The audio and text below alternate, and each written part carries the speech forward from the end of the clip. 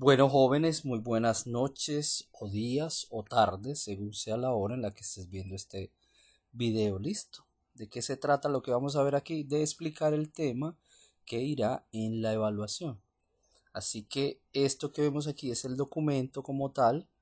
Voy a ir explicando parte por parte y más o menos cuál es la idea de lo que va a aparecer en la evaluación. Listo. Entonces, primero nos vamos a situar por acá y vamos a darnos cuenta que tenemos unos 5 puntos aquí. Esta primera parte está compuesta por estos puntos que vemos en esta parte. Listo. Entonces voy a ir explicando uno por uno. Lo primero que se nos dice acá es que se abre con una pregunta de qué está compuesta exactamente la democracia. ¿Esto a qué viene? A que cuando nosotros oímos hablar de democracia, pensamos que consiste en votar. La gente del común, si tú sales a la calle y le preguntas, dice, sí, sí hay democracia en Colombia porque yo puedo votar por mis representantes, llámese alcalde, llámese gobernador, llámese presidente, pero no es así. Realmente para que exista una democracia deben existir otras condiciones, otros elementos, agregarle ciertas cosas a esa sopa. ¿Qué son esas otras cosas que se necesitan para que haya democracia? Esta que están aquí. Primero, que haya libre expresión, es decir, que yo pueda manifestarme en redes, en la vía pública, como un ciudadano, así esas opiniones vayan en contra del gobierno, por ejemplo. Hoy podemos darnos cuenta que en las redes sociales hay gente que opina en contra del gobierno y está siendo censurada.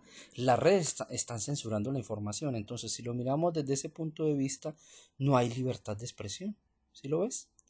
La que sigue, de libre asociación. Esto se refiere a que tú puedes formar parte de un partido político u otro, el que tú quieras. Cambio Radical, el partido de la U, el partido liberal, el partido cristiano, el partido comunista, que te puedes meter y puedes formar el partido político que quieras, ¿sí?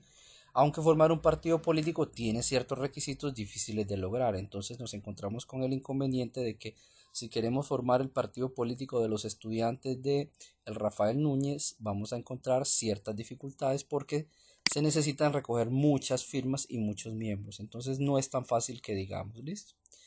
Tercer requisito para que también se llame democracia, la existencia de medios independientes. Esto quiere decir que en Colombia, por ejemplo, tenemos los dos medios de comunicación televisivos más populares son Caracol y RCN, el noticiero de Caracol y el noticiero de RCN. Pero resulta que esos dos noticieros son propiedad de los grandes magnates de este país. Luis Carlos Sarmiento Angulo y el señor Ardila Lule. Y resulta que Luis Carlos Sarmiento Angulo y el señor Ardila Lule son amigos íntimos del gobierno. Entonces te encuentras con que en esos medios no vas a encontrar información independiente que no sea a favor de los grandes poderosos, porque pertenecen a ellos mismos, no se van a clavar la puñalada. Entonces, ¿qué medios independientes tenemos en Colombia? El noticiero de Noticias Uno. Si tú lo miras y lo comparas con el de Caracol o RCN, te vas a encontrar que aunque son noticieros tremendamente distintos, que parece que hablaran de dos países distintos. En el de Noticias Unos te muestran la realidad tal cual y lo que está pasando. En el de Caracol ni la nombran. Listo. Bueno, siguiente, vemos que dice aquí la separación de poderes. Eso se refiere a que en todo país democrático deben existir, por un lado, la rama judicial, es decir, quien pone las penas, los castigos, la rama ejecutiva, que sería el presidente, y la rama legislativa, que en Colombia es el Congreso. Pero que nos encontramos con que la mayoría del Congreso, de los congresistas de Colombia, que son 108, están del lado del gobierno, es decir, del presidente, y no debería ser así, porque el Congreso se hace para que haya, digámoslo así, una balanza, para que haya gente de oposición y sí, uno que otro a favor, pero de esos 108 tenemos una mayoría que pertenece o está afiliada al gobierno. Entonces no hay separación de poderes. ¿Para qué se hace eso de separación de poderes? Porque si se concentra el poder en una sola persona, en este caso en una sola rama, esa rama va a tener, digamos, predominio sobre las otras. Digamos que a la rama del presidente, que es la ejecutiva, se le diera por poner una ley, así sea arbitraria, pues la va a poner. ¿Por qué? Porque la mayoría del Congreso le pertenece. Entonces te das cuenta que los poderes no están separados. Es como si hubiera dos en uno. el ejecutivo y el legislativo juntos, caminando para el mismo lado, y algunas veces el judicial también, como enseguida vamos a ver. Bueno, esta sí, pues, respecto a los derechos humanos. Si alguno no se entera de las noticias que suceden en este país en estos días, bueno, a lo mejor está viviendo en Marte, en otra realidad, pero los videos que circulan en la red son más que dicientes. No hay respeto a los derechos humanos en Colombia. Sales a protestar y la policía posiblemente te mata, el ejército te mata, la fuerza pública te desaparece. Entonces, ¿de qué estamos hablando? Cuando hablamos de derechos humanos, estamos hablando de que usted tiene derecho a protestar.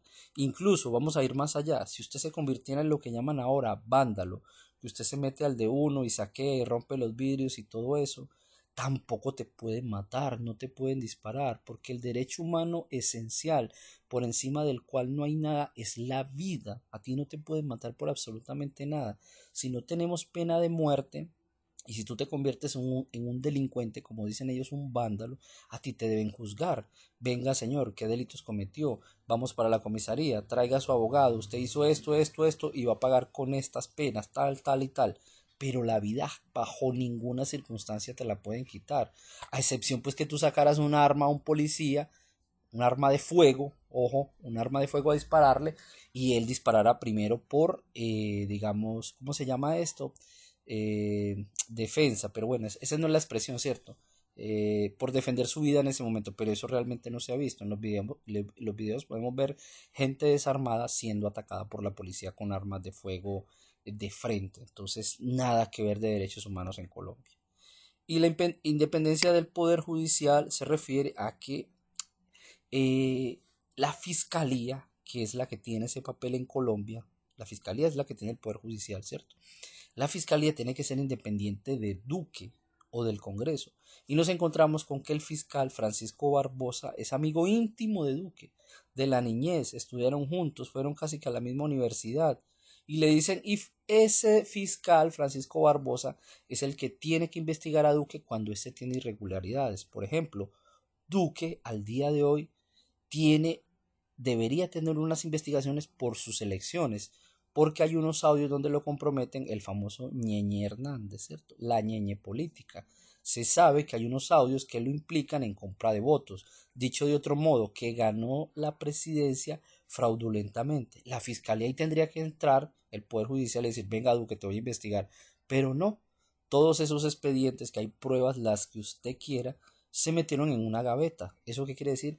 Que el Poder Judicial no es independiente, sino que es dependiente de Duque, amigo íntimo. Entonces, como te puedes dar cuenta, como nos podemos dar cuenta, ninguna de estas condiciones se cumplen en Colombia, para que veas tú. Pero bueno, entonces es difícil que haya democracia. Sí, es difícil porque se tienen que cumplir todas estas cosas. Y los estudios que han hecho, analizando país por país, de 19 países que en el mundo se supone que cumplen con todo eso, más o menos, ¿cierto? Como decimos aquí, en Latinoamérica solo hay uno, Uruguay, un país muy pequeño de 3 y pico millones de habitantes, donde las cosas sí funcionan bien, donde los colegios funcionan bien, donde la educación funciona bien, donde las carreteras son decentes, donde el presidente no es un delincuente. Una cosa muy diferente a nosotros, ¿cierto? Sigamos.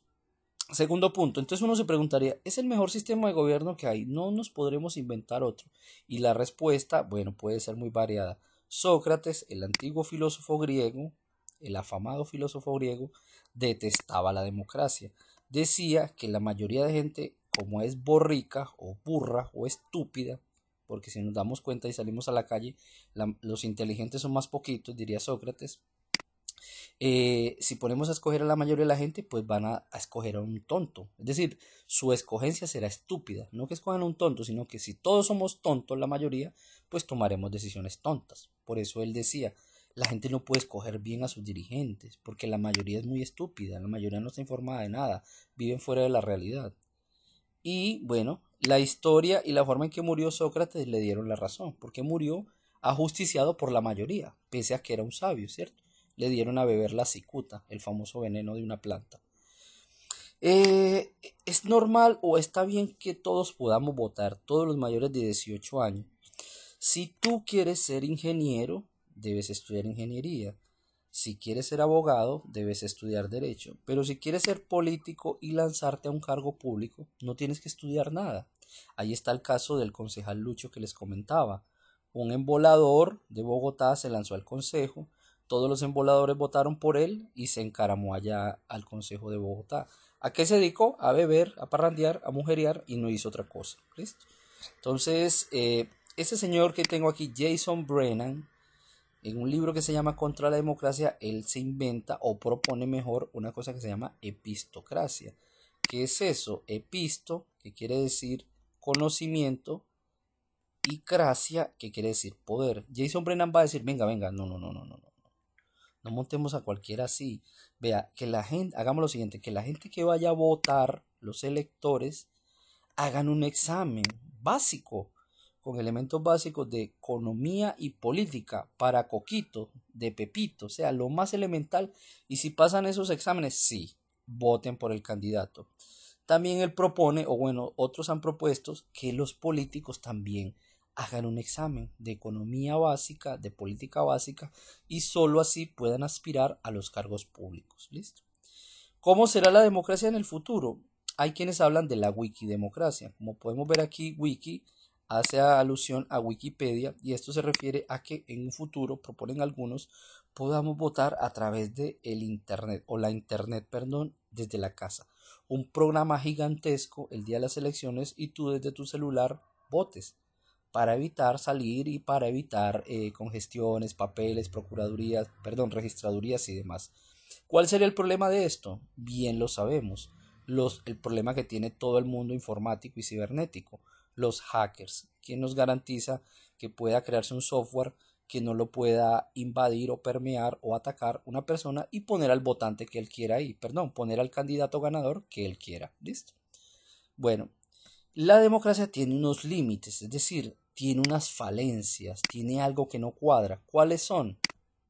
Que los partidos que se montan al poder, como en Colombia, no hay forma de bajarlos. La democracia está diseñada para que, por ejemplo, el partido de la U, que era el partido del presidente Santos, no se baje nunca, porque al haberse montado tiene todas las facilidades para seguir en el poder todo el tiempo que quieran. Las conexiones, el dinero, la maquinaria, todo eso se llama maquinaria, ¿cierto? Buses, publicidad, influencias, gente que está en el medio, entonces eso hace que los partidos se vuelvan acaparadores, que no los baje nadie.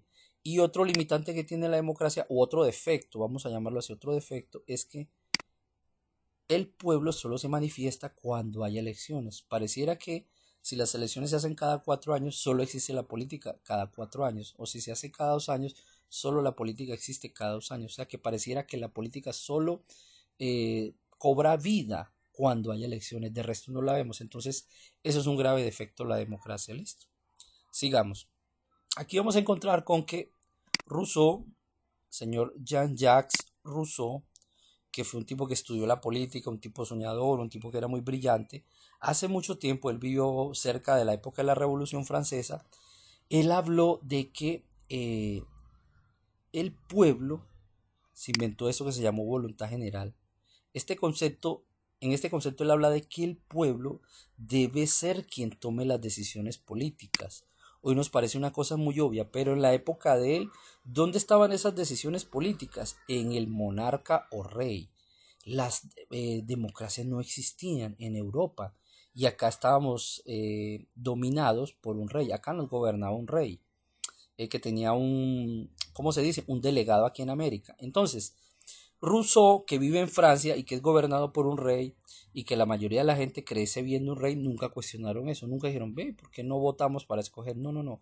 Pero el tipo aporta estas ideas y dice, sí, señor, mira que dice, las decisiones políticas deben ir acorde al interés de la gente. Si la gente necesita que le hagan un alcantarillado, ellos son los que deben tomar las decisiones políticas. Eso es lo que se llama hoy soberanía nacional, ¿sí? Entonces, esa idea de Rousseau de voluntad general te está diciendo que los monarcas, o sea, los reyes, como dice aquí, miren, los monarcas no tienen poder divino. Va a decir, no, ¿cuál es el origen divino? Es que ellos porque están montados ahí toda la vida. No, no, no, no, no, no, no. Si son los súbditos, o sea, nosotros, los dirigidos, los gobernados, los que les dejamos tener el poder. Entonces esa idea la empieza a masticar el pueblo y el pueblo se da cuenta que el poder real lo tienen ellos. Mira lo que dice, el poder nace de la masa de súbditos del pueblo y es el pueblo el que debe tener la capacidad de delegar, que quiere decir darle el poder a quien le dé la gana, a quien le plazca y en las condiciones que le dé la gana y durante el tiempo que le dé la gana. Rousseau trae una idea novedosa para la época. Pueblo, el poder está en ti y tú lo puedes delegar. Quítaselo al rey y se lo otorgas a quien tú quieras. Ese fue el aporte de ese señor, esa idea de voluntad general. ¿Sí? Creo que con eso queda más o menos claro. Bueno, acá seguimos y aquí vamos a terminar. Entonces, hablamos de régimen político, que era lo que trataba de adelantarles en clase. Régimen político es cómo se gobierna. Hay dos tipos de formas de gobierno. Una, la democrática, ¿sí? Que se compone de tres clases. Cuando se habla de régimen político democrático, es un gobierno donde se escoge mediante voto popular al gobernante. Entonces, existen tres. Uno, parlamentario. ¿Qué quiere decir este de parlamentaria, democracia parlamentaria? Que gobierna un parlamento. Como en Inglaterra hay un grupo de señores que son los escogidos por el pueblo y ellos nombran un presidente dentro de ese congreso. ¿Sí? Ese caso, el de Inglaterra, es el más conocido. Otro, la democracia semipresidencial. El poder está compartido entre un presidente y un primer ministro. Recuerden que les ponía el caso de Rusia. En Rusia está el presidente Vladimir Putin y un señor llamado Mijael no sé qué, que es el primer ministro. Y la tercera forma es la que tenemos en Colombia. Se puede gobernar de forma presidencial, como su nombre lo indica, muy fácil, gobierna un presidente. Entonces, listo, tenemos tres maneras cuando hablamos de régimen político democrático. Pero hay otro estilo de gobierno, otra forma de gobernar que es autoritaria y que no tiene que ver con la democracia. Esta forma autoritaria está compuesta por al menos 6 formas distintas que las tenemos aquí abajo, ¿listo? Cuando gobierna un monarca o rey, pues obviamente estamos hablando de la monarquía, ¿listo? A veces ese régimen, ojo con la palabra régimen, régimen quiere decir forma de gobierno. Entonces, cuando la forma de gobierno es militar, quiere decir que el que se encaramó fue el ejército al poder. Eso pasó, por ejemplo, en Colombia, cuando el ejército de Rojas Pinilla hace muchos años se encaramó al poder. No demoró mucho, pero en ese entonces tuvimos un régimen militar. El gobierno gobernaba, perdón, el ejército. Régimen personalista. Este tipo de régimen se dio en Venezuela con el presidente Chávez. Gobernaba una figura mediática que salía en todos los medios, ¿cierto? Hablando día y noche y muy popular, ¿sí? Era una especie de reyesuelo, pero avalado por el pueblo. Este régimen personalista toma la figura de esa persona, se hace el más o menos, no solo lo que él dice, sino el gobierno toma las características de la persona. ¿Listo? Régimen sultanístico, seguimos con este. Sultanístico quiere decir que viene de sultanes. Los sultanes son reyes de Medio Oriente. Por ejemplo, en Arabia Saudita, que tienen sultanes todavía y que ellos gobiernan durante toda su vida y luego suceden los hijos. Régimen autoritarista compartido, ojo con este. El caso más emblemático que tenemos o el ejemplo más claro que tenemos fue el que sucedió en México durante muchos años. Partidos políticos disputan el poder, ¿cierto? Mira, aquí dice compartir el poder, pero solo en apariencia. ¿Por qué? Porque, por ejemplo, en México el PRI, Partido Revolucionario Institucional, estuvo en el poder durante 70 años y existían otros partidos y competían contra el PRI, pero nunca ganaban las elecciones. ¿Por qué? Porque la posibilidad de acceder al poder era en apariencia. El PRI tenía tan agarrado el poder con 1000 trucos, 1000 enganches, que era imposible que otro partido ganara. Entonces era una dictadura disimulada, por eso lo de régimen autoritarista compartido y por eso está metido aquí en los regímenes autoritarios. El PRI tenía una dictadura de partido político disimulada, porque los otros participaban, pero en esa rifa nunca iban a ganar. En esa rifa ganaba el PRI y perdían los demás, siempre. Y el último ejemplo que les pongo aquí es parecido al anterior, pero en este solo hay un partido y ninguno otro. régimen de partido único. El mejor ejemplo es el del partido nazi en Alemania durante la época de Hitler. El partido nazi se encaramó al poder y eliminó a todos los otros partidos políticos, no existían, por eso se llama régimen de partido único. Listo. Bueno, aquí vamos entonces terminando. Esto fue, digamos, breve. Lo otro que deben hacer es, van a leer esta parte de acá, que esta no necesita mucha explicación. ¿Qué se te muestra aquí? Que en Colombia hay 6 grupos económicos que son los dueños de todas las empresas que conocemos, donde nosotros compramos la papa margarita, la gaseosa Postobón, el chocorramo. Aquí te van a hablar de cada uno de esos grupos. El grupo GEA, que es el mismo sindicato antioqueño, te va a decir qué empresas tiene y a qué se dedica. Listo. Esto lo vas a leer y vas a ver, por ejemplo, Bancolombia, que es un banco gigante, es del grupo GEA. Mira qué dice, ¿cierto? ¿Cuáles son sus empresas? Mire, aquí va a decir, estas son todas las empresas que tienen esos ricachos. Mire, Compañía Nacional de Chocolate, las galletas Noel, papel higiénico Familia, Colcafé, Zenú, no, bueno, impresionante. Ardila Lule es el magnate de las gaseosas, ¿cierto? Míralo, aquí está.